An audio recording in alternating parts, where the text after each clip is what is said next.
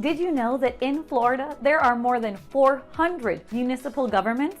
Ever wonder how those city governments came into existence, or what exactly they do and who's running the show? In this video, we'll dive into Florida's municipal governments, exploring how they are created, how they function, and how they serve the needs of their residents. From the mayor's office to the city council chambers, from public works to law enforcement, every aspect of municipal government plays a vital role in shaping the lives of their residents. So, what is municipal government, or a municipality? It is the collective word used for cities, towns, and villages, which are local governments.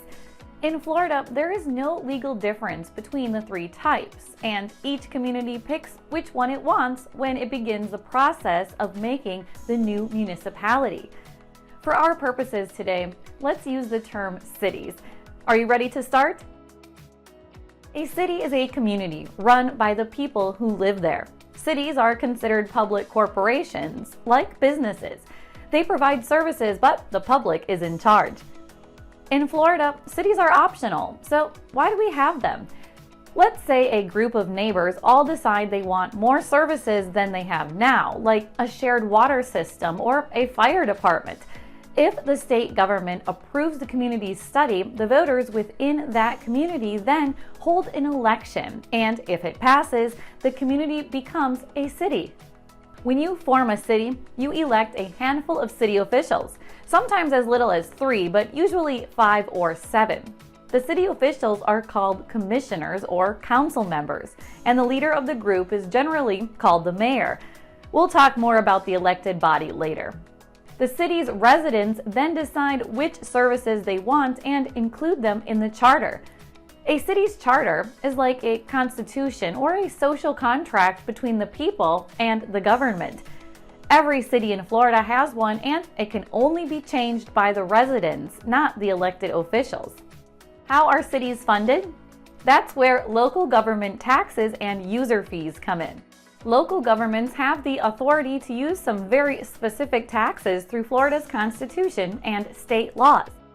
One example is the property tax, which is what homeowners and businesses pay based on the value of the property they own. It's based on something called the millage rate. The millage rate is a Latin word that means thousand. When it comes to property taxes, 1 mil is 0.001 or 1/1000. So if a property is valued at $100,000 and you multiply it by 0.001, the property tax amount would be $100. The city council or commission will vote each year on the millage rate. It is based on things like, what is the valuation of the properties within the city? Has growth occurred or not in the past year? How many people receive services? How much do the services cost? Questions like this are considered so that everyone pays their fair share for all the city provides. Cities can also charge user fees for services such as water, garbage, pickup, or tennis lessons.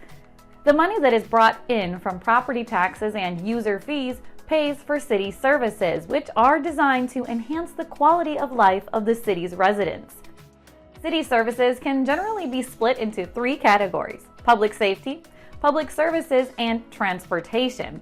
For starters, let's look at public safety.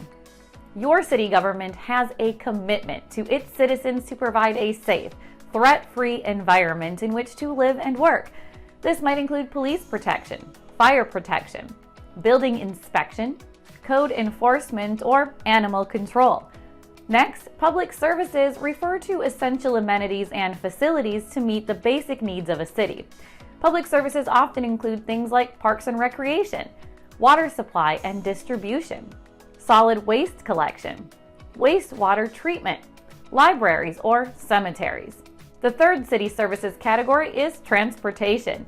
This city service has many different components, including transit, parking, bicycle paths, or the construction and maintenance of roads within a city. Cities can provide as many or as few services as the residents want. The people bring their needs to their city council or commission. Speaking of the city council or commission, let's dive into the different forms of local government.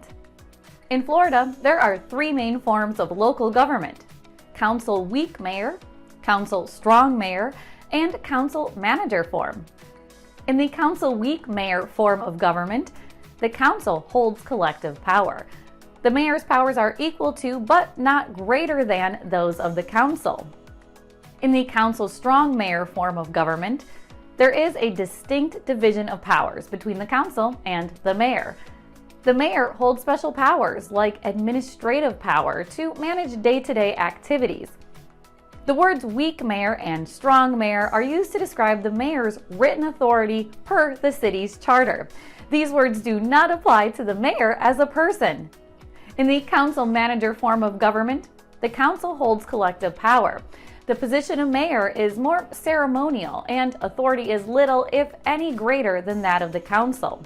In this form, a city manager is hired by the council to oversee the administration of the city. The manager reports directly to the city council. This form of government is the most used in Florida. Now, each city can mix and match these styles to fit its needs. No one size fits all here. When it comes to making decisions, we have discussed that decisions are made by the people of a city.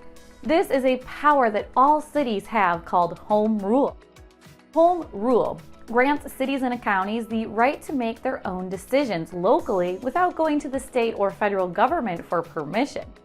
Local decision-making is essential to cities. With local decision-making, every voice has the power to make a difference in their community. What works for Miami or Jacksonville may not work for Caryville or Weston, and that is okay. Florida is a diverse state with over 400 cities. These cities have different people, different geography, and different needs. City government is the government closest to the people. Elected officials and their staff are the best equipped to respond to and make decisions about the cities they serve. The purpose of municipal government is and always has been to provide for and protect the citizens within that community.